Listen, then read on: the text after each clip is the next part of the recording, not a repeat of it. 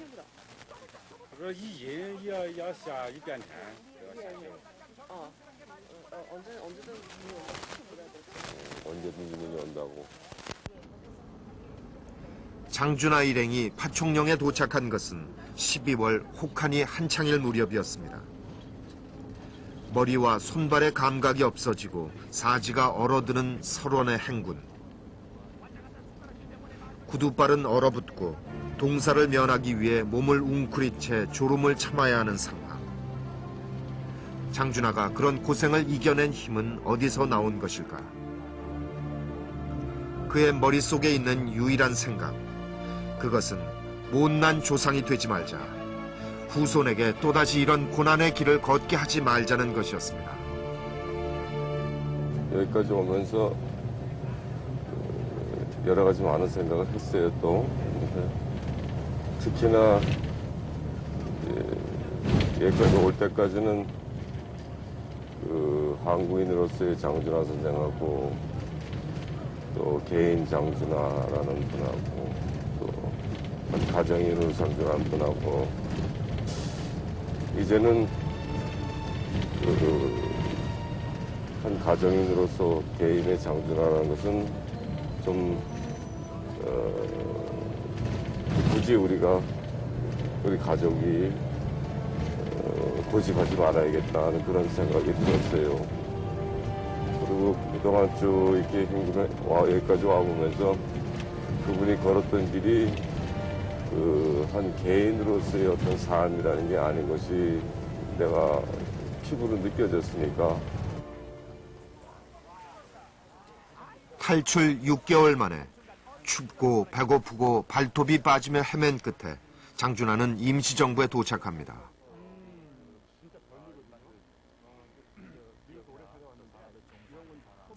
그의 민족주의는 이렇게 6,000리 중국 대륙을 헤매며 뼛속으로 체험한 민족주의였습니다.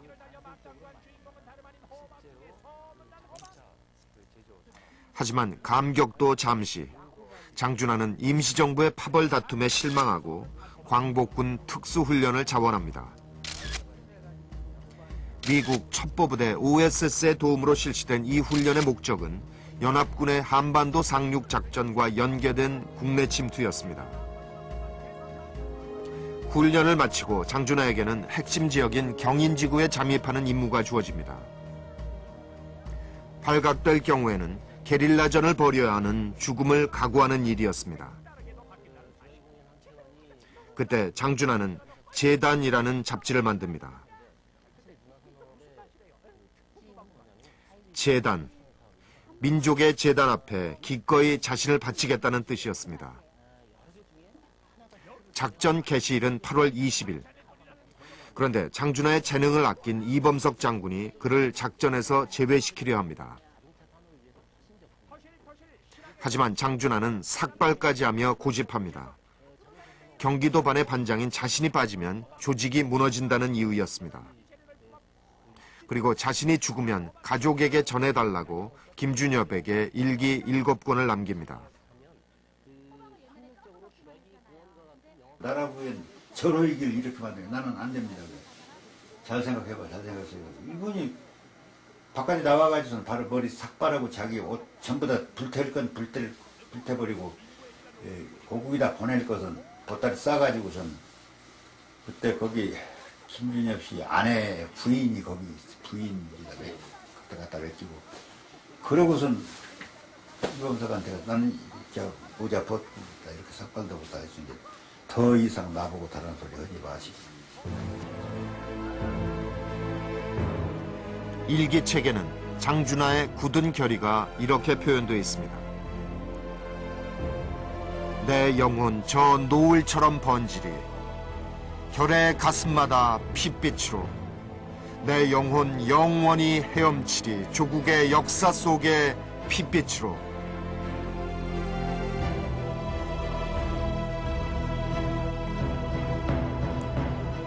(8월 15일) 일제가 항복하는 바람에 장준하는 조국을 위해서 목숨을 걸 기회를 잃고 맙니다. 하지만 해방이 된 뒤에도 그는 그런 자세를 결코 버리지 않았습니다.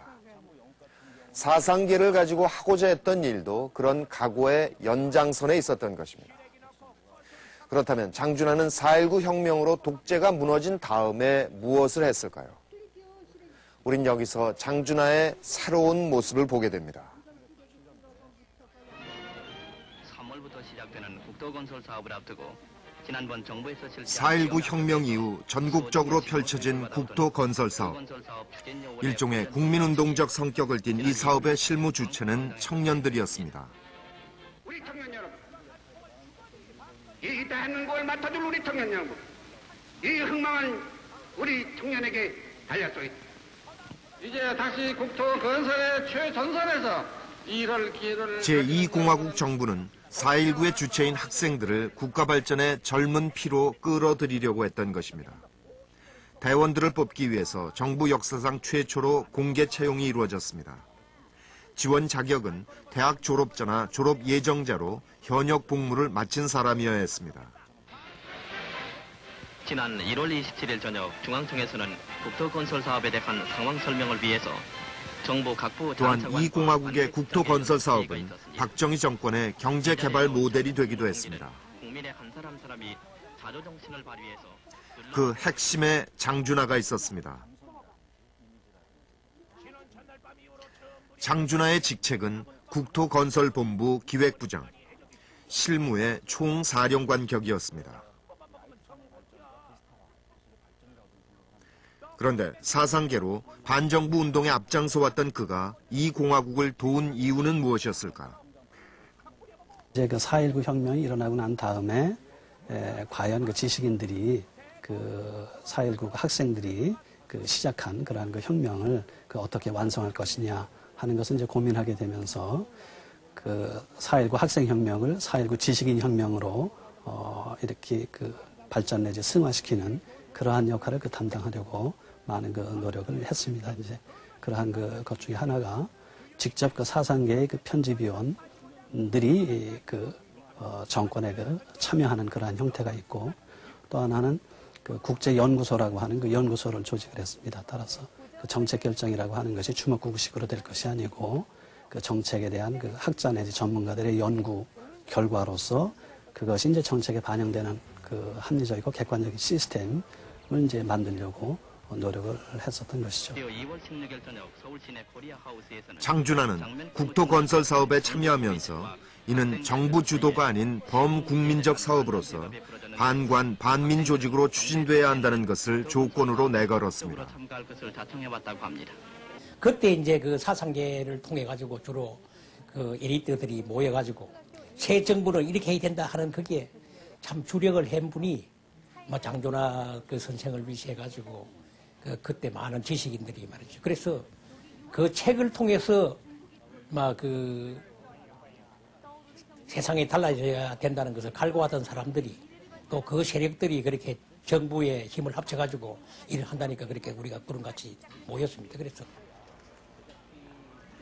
국토건설요원으로 뽑힌 청년들은 2천여 명. 장준하는 이들을 모두 면접하고 교육을 직접 챙겼습니다.